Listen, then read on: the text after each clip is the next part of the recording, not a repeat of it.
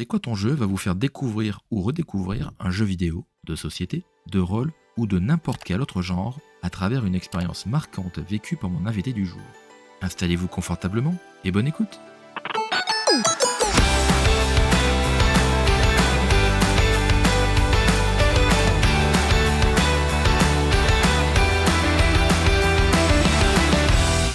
Hello à toutes et à tous et bienvenue pour un nouvel épisode de C'est quoi ton jeu, le podcast où on voyage avec mon invité du jour dans ses souvenirs de jeux bien entendu. Je suis Joël et je vous accompagne encore aujourd'hui pour explorer une nouvelle histoire. J'espère que vous allez bien en ce début juin et que tout se passe bien pour vous. Si vous êtes plutôt team jeux vidéo, il y a quand même des chances pour que vous jouiez sur le Zelda Tears of Kingdom qui est sorti il y a un mois, ou alors à Diablo 4 qui est sorti la semaine dernière. Et là, je sais qu'il y a beaucoup de nuits blanches qui sont sacrifiées chez pas mal de mes amis pour jouer à ce jeu. Peut-être que vous en faites partie. D'ailleurs, ces jeux vont peut-être donner des idées de costumes à mon invité du jour, car j'ai l'honneur de recevoir une nouvelle cosplayeuse dans C'est quoi ton jeu? Gameuse, talentueuse et créatrice de costumes en autodidacte. Pour rendre hommage aux personnages qui l'ont profondément marqué, j'ai la joie de recevoir Megan, plus connue sous le pseudonyme de Dragunova. Comment vas-tu? Eh bien, bonjour, ça va très bien et toi? Bah écoute, impeccable, je suis très content de te recevoir pour le coup. Et moi de même, très contente d'être ici. Tu es la troisième cosplayeuse que je reçois depuis les débuts de C'est quoi ton jeu? J'avais reçu Mule l'an passé et Wenae un peu plus récemment. Tu connais, je pense, Oui, j'imagine? carrément. On s'est connus, quasiment au tout début de quand j'ai commencé le cosplay, donc ça va faire presque 10 ans déjà. Alors de toute façon, on aura l'occasion de Ouais, parler de ton activité de cosplay dans la seconde partie de l'émission si tu le souhaites, bien évidemment. mais carrément. Mais avant tout, tu es surtout une joueuse. Es-tu plutôt orientée jeux vidéo ou tu es quand même assez ouverte sur le sujet? Alors, je joue depuis, que je suis, toute petite. Après, j'ai pas vraiment de genre, préféré. Mmh. J'aime beaucoup, beaucoup, beaucoup de jeux différents, de styles différents, c'est une grande passion depuis, beaucoup d'années maintenant. Je fais appel un petit peu à tes souvenirs et c'était quoi du coup le premier jeu que tu te souviens? Je dirais, ça devait être les tout premiers Age of Empires, je regardais mon papa jouer, en fait, c'est lui qui m'a un peu passé cette passion pour les jeux vidéo, je le regardais jouer à plein de jeux quand j'étais petite et je trouvais ça super génial et après quand j'ai eu l'âge, de pouvoir, jouer moi-même, de comprendre les mécaniques, le fonctionnement, clavier-souris, Ouais, voilà, c'était fini, je comprends parfaitement. voilà, le début de la C'est fin. ça. Donc plutôt jeux PC, quelques jeux consoles ou moins? Franchement les 2, mais je dirais ouais, quand même, plus jeux PC, Age of Empires, ça remonte un petit peu quand même, en nombre d'années. c'est clair. Est-ce qu'il y a un jeu qui t'a fait prendre conscience que, le jeu vidéo ou le jeu de société allait, Heu, rentrer dans ta il vie? y en a eu vraiment beaucoup, beaucoup, mais je dirais Oblivion. Franchement, D'accord, ça a été une découverte, incroyable. Pareil, en fait, je regardais mon papa jouer pendant des heures et des heures et quand Oblivion est sorti, moi, j'avais déjà 10 ans. Donc j'ai ouais. dû commencer à y jouer peut-être vers 12, 13 ans et vraiment là, ça a été, des dizaines d'heures, de plaisir, de découverte et je me rappelle, c'était le premier jeu en monde ouvert que je faisais où vraiment tu étais libre, tu créais ton personnage, ça a été le jeu où je me suis dit: «Waouh, je veux découvrir plein d'autres jeux dans ce genre, c'est trop, trop bien». Ah, tu m'étonnes. Le monde ouvert, surtout les premiers jeux en monde ouvert, on en rigole peut-être un petit peu aujourd'hui, mais ils étaient quand même assez restreints. Néanmoins, on avait à l'époque cette impression de liberté totale qu'on n'avait jamais. C'est ça, exactement. Ça nous amène à parler d'un autre jeu en monde ouvert, qui est le jeu que tu as choisi d'évoquer pour nous aujourd'hui. Quel est-il? J'ai choisi de parler d'Assassin's Creed 2. Très bien, donc Ça date un petit peu quand même. ah ouais, attention, je vais t'annoncer la date de sortie, hein. C'était en novembre 2009. Quand même, hein. 14 ans bientôt. Donc Assassin's Creed 2 de Ubisoft qui est développé par Ubisoft Montréal, je crois. Il me semble. Il est la suite directe, du premier épisode Assassin's Creed 1 et on incarne, un ancêtre, du héros qui s'appelle Desmond Miles. Dans le premier, le jeu était dans les croisades, il incarnait Altaïr, hein, je crois, et dans le 2, c'est un peu plus tard, c'est dans la Renaissance italienne Tout à fait. et il va incarner un de ses ancêtres qui est Ezio Auditore. Excusez-moi pour l'accent italien que j'ai. Je vais essayer de faire appel à tes souvenirs, on va le faire en 2 temps. Est-ce que déjà tu peux un petit peu nous présenter le jeu et après, ben, nous raconter ton ou tes, anecdotes qui t'ont marqué et Mmh. pourquoi tu as voulu évoquer ce jeu? Comme tu l'as bien expliqué, Assassin's Creed 2 donc qui se passe dans la Renaissance italienne. Donc à l'époque, je me rappelle, moi je trouvais les graphismes incroyables, le gameplay était vraiment au top du top. Carrément. Déjà le premier, on avait une sensation de liberté relativement importante mais limitée, mais c'est vrai que, quand le 2 était sorti, Ezio pouvait faire des choses que le premier ne pouvait pas faire et c'était trop bien. Et ouais, le scénario était vraiment, super prenant, dès les premières minutes, en fait, j'ai tout de suite accroché et c'était un jeu, ouais, que j'ai vraiment aimé, et pareil, c'était un des tout premiers jeux que j'ai fait vraiment, toute seule, que j'ai, terminé aussi, ça j'ai un problème avec, les jeux, j'en commence beaucoup mais j'en termine pas la majorité. Je te rassure, moi, c'est un peu pareil. Donc vraiment là, ça a été un coup de cœur, un gros coup de cœur. Mais par contre, dans mes souvenirs, j'y ai pas joué à la sortie, j'y ai joué que 3-4 ans après. D'accord, ouais. 2009, c'était il y a 14 ans, donc t'étais pas non plus un enfant non plus. Ben, c'est ça, j'avais 13 ans. Ouais, ouais, les années après, ils ont sorti des compiles, après il est sorti sur PC un peu plus tard aussi, donc si tu l'as fait sur PC, Et ben, il me semble que je l'avais fait sur PS3 à l'époque. Assassin's Creed 2, ce qui était cool, c'est que, tu étais dans plusieurs villes. Il y avait Rome, Florence Ouais, et tu pouvais croiser des personnages iconiques comme, Léonard de Vinci et tout, c'était trop marrant. ça c'était incroyable, franchement. Comment ce jeu est arrivé entre tes mains? Alors je me rappelle pas exactement le quoi Mmh. du comment, je me suis mis à jouer à Assassin's Creed 2. Ça devait être en 2014 et en fait, ce qui est, super drôle, c'est que j'ai commencé à jouer à Assassin's Creed 2. À l'époque, j'étais en bac littéraire, j'étais en terminale, j'allais passer mon bac Ouais, et en fait, à ce moment-là, on étudiait un des 2 textes sur lequel on pouvait tomber, au bac en littérature et il y avait Lorenzaccio, qui est une pièce de théâtre, qui se passe dans la Renaissance, italienne d'accord. où on a en fait, c'est vraiment, très, très, similaire à Assassin's Creed 2. C'est la même époque, la même période, donc on retrouve, certains personnages, les grandes familles de l'époque Ouais, et en fait, de base, j'étais pas forcément intéressée, voilà, par cette époque-là, et du coup, l'un dans l'autre, d'étudier la pièce de théâtre et de jouer au jeu en même temps, vraiment ça m'a à l'époque, je me suis vraiment découvert une passion pour les 2. ouais. Et c'est super drôle parce que du coup, au bac, je suis tombée, sur cette pièce de théâtre, Lorenzaccio et quand j'écrivais, alors je sais plus ce que c'était à l'époque au bac, c'était des espèces Ouais, des de, commentaires composés ou des dissertations, ce genre de choses, ouais, hein? dissertation et je me souviens que pendant ma dissertation, en fait, j'ai cité plein de choses que je me rappelais dans le jeu Ouais. et au final, bah, j'ai bien réussi, cette épreuve et c'était un peu grâce au jeu, donc c'est ça que j'ai trouvé trop génial à l'époque. Ouais, je me mets à la place de l'examinateur qui a lu ta copie. La gamine, quoi, elle a 17 piges, 18 piges et elle est calée et tout. Franchement, c'était trop drôle, mais ouais, je me rappelle pendant cette dissertation, je me rappelais, voilà, de plein de petits détails, dans le jeu, des petites choses du décor, tout ça et du coup, bah, en fait, ça collait tellement bien avec, la pièce de théâtre et puis, voilà, les personnages de l'époque que en fait, c'est passé tout seul et j'avais trop aimé faire ça. Dans le jeu, on y croise la célèbre famille, les Borgia Mmh. et il y avait aussi à l'époque la série, Canal des Borgia qui était sortie à peu près à la même époque, tu l'avais vue ou Pas pas? du tout. Peut-être que ça t'aurait plu. J'en avais beaucoup entendu parler et c'est vrai que même là, il faudrait que je la regarde. Du coup, ça me donne envie de rejouer au jeu aussi. Ah bah ça, c'est toujours ça, quand on reparle de jeux, qu'on a fait et qu'on a aimé, ça donne beaucoup envie. Est-ce qu'il y avait un truc dans le jeu, enfin une mécanique de jeu qui t'avait plu ou que tu n'avais pas aimé par exemple? Ah bah, vraiment ce que j'adorais, comment ça s'appelait? Ça fait tellement longtemps. C'était quand tu allais sur les points très hauts là. Ah, que tu découvrais les territoires, après tu faisais l'espèce de saut de l'ange là, c'est ça? Ouais, voilà, c'est ça.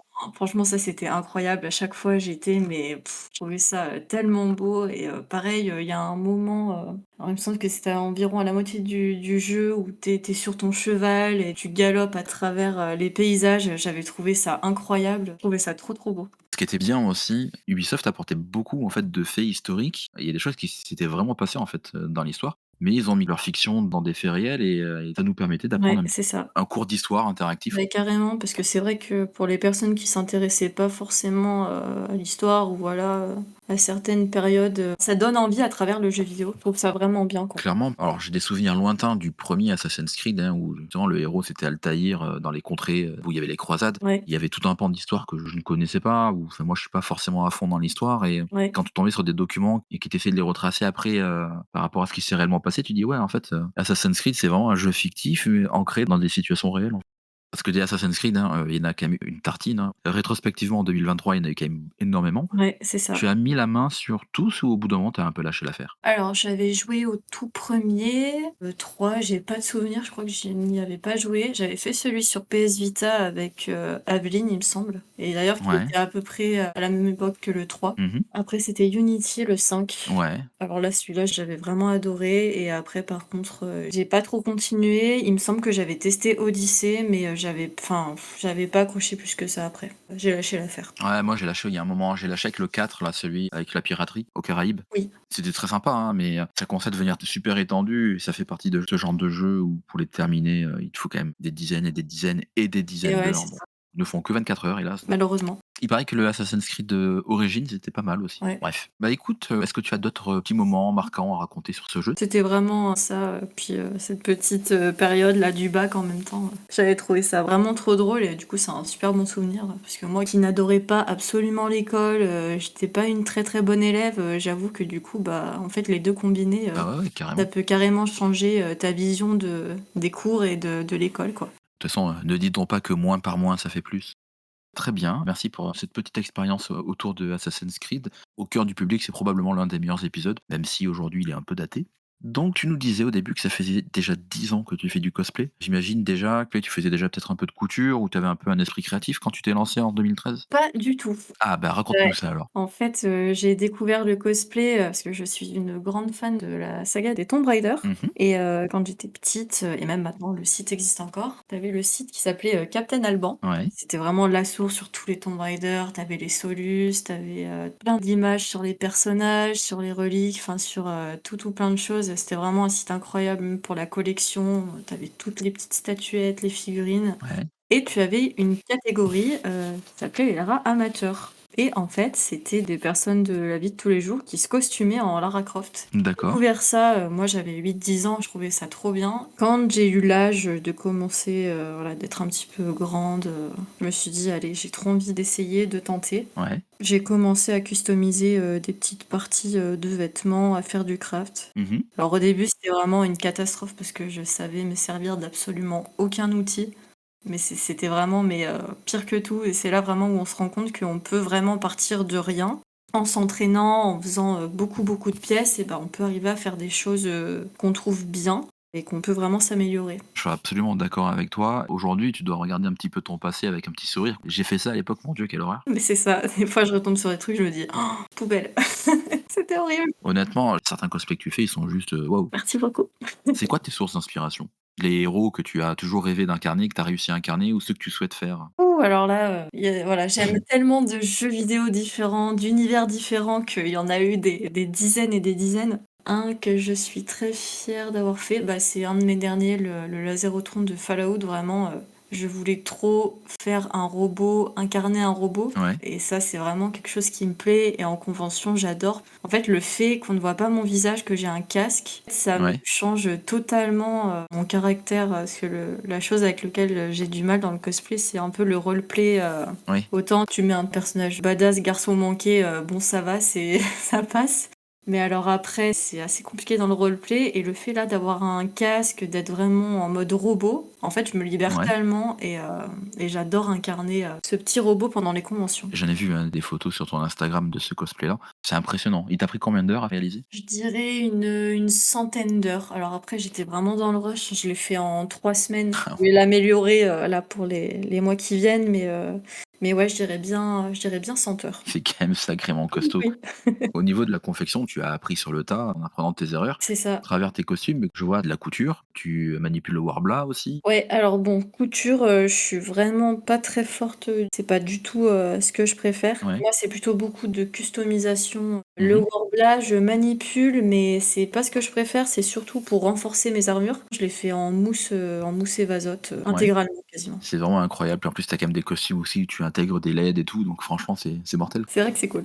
Ouais, puis surtout quand tu sais pas comment c'est fait, en fait, tu dis: «Waouh, putain et tout, ils ont réussi à faire ça». Alors qu'en fait, toi, quand tu sais faire, tu dis: «Ouais, bah, en fait, c'est tout con à faire, quoi», tu vois? Voilà, c'est ça, il faut pas regarder les intérieurs, jamais regarder les intérieurs des cosplays, c'est moche, voilà. Et quand tu as débuté le cosplay, est-ce que tu t'es aussi renseigné sur des, cosplayers peut-être, connus, voire très connus comme, Kamui Cosplay ou Cynderis Ouais. et chercher un petit peu des sources d'inspiration de leur côté? Ou tu fais vraiment tout à ta sauce et t'en fous des autres, quoi? Et ben, à l'époque où j'ai commencé, en fait, il y avait quasiment pas de tutoriel sur internet, ça existait pas vraiment, en fait, c'était Mmh. un peu le début du cosplay. J'ai eu la chance d'avoir des personnes qui m'ont Ouais, appris, comment travailler la mousse et ça a été mais des conseils tellement précieux parce que toutes les erreurs, que je faisais, bah, j'ai pu les rectifier et après j'ai vraiment travaillé, pour faire les choses à ma sauce. Et bon, après les D'accord. tutoriels ont commencé à sortir, donc bien évidemment, j'ai regardé parce que c'est toujours super intéressant de voir comment, d'autres cosplayers font. Mmh. Tu vas avoir une petite technique et tu vas te rendre compte, en fait, qu'il y a un moyen beaucoup plus simple, beaucoup plus propre, quelque chose de pas très compliqué, mais en fait, auquel tu aurais jamais pensé avant. Très bien. J'ai une petite question, c'est vraiment de la curiosité, hein. Quand tu te cherches des idées de costumes à réaliser, quand tu en choisis un de personnage, est-ce que ça t'évoque un souvenir lié au jeu où tu dis: «Je vais faire lui parce qu'à ce moment-là, dans le jeu dans lequel je l'ai vu». Ben, c'est un peu les 2. Ouais? C'est toujours un peu le même, problème, voilà, tu commences 10 000 jeux, à chaque fois tu as des gros coups de cœur pour des personnages et là tu te dis: «Oh, faut que je le fasse absolument». Et en fait, au final, tu as une liste de 50 costumes, que tu veux faire, mais bon, comme on dit, voilà, la journée ne dure que 24 heures, donc c'est compliqué, il faut faire des choix. Mais ouais, généralement, c'est quand j'ai un gros, gros coup de cœur sur un personnage, je me dis: «Voilà, lui, il faut absolument que je le fasse, maintenant». Donc ouais, c'est un peu ça se passe comme ça, puis après parfois tu commences le costume et tu te dis: «Oh Ouais, la hype est passée, quoi. finalement, est-ce que je veux vraiment le faire?» C'est ça qui est un petit peu compliqué à gérer des fois. Puis aussi le stockage après, j'imagine. C'est vrai que c'est compliqué, hein. Sur les grosses armures, C'est quoi le prochain costume que tu es en train de confectionner, si tu peux en parler, bien entendu?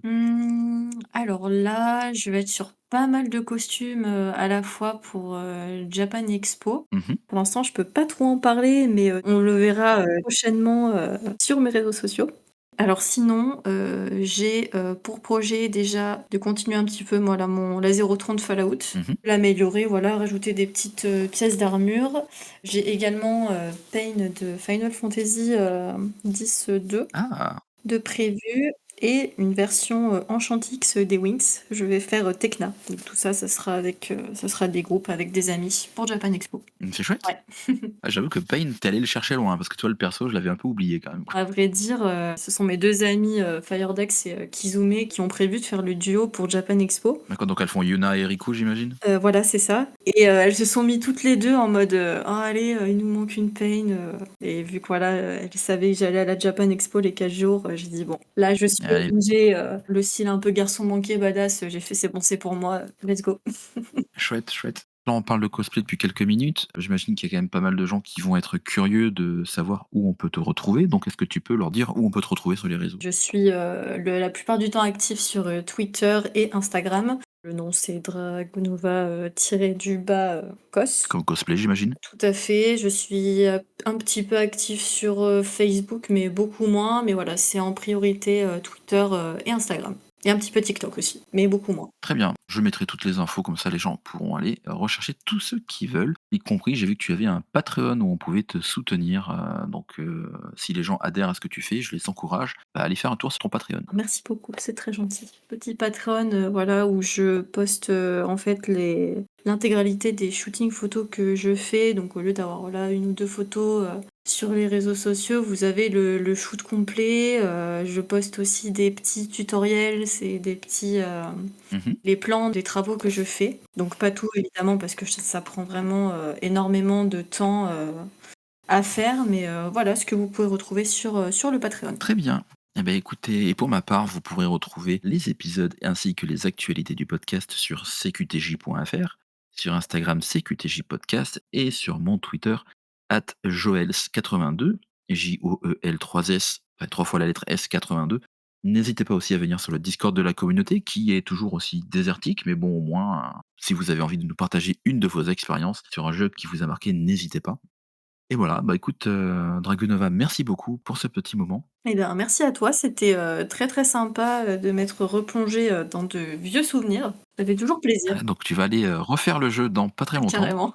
C'est possible. Et de toute façon, bah, écoute, la Japan Expo, c'est dans moins d'un mois maintenant, donc je te souhaite, bonne fin de confection et Eh bien, bonne préparation logistique à tout ça. merci beaucoup, c'est gentil. Allez, porte-toi bien, à très, très vite. À très vite. Au revoir. Et quant à nous, on se donne rendez-vous dans 2 semaines pour l'avant-dernier épisode de la saison 2 de C'est quoi ton jeu? D'ici là, portez-vous bien et jouez bien, et n'oubliez pas qu'on a tous un jeu qui nous a marqué, non? Et vous, c'était lequel?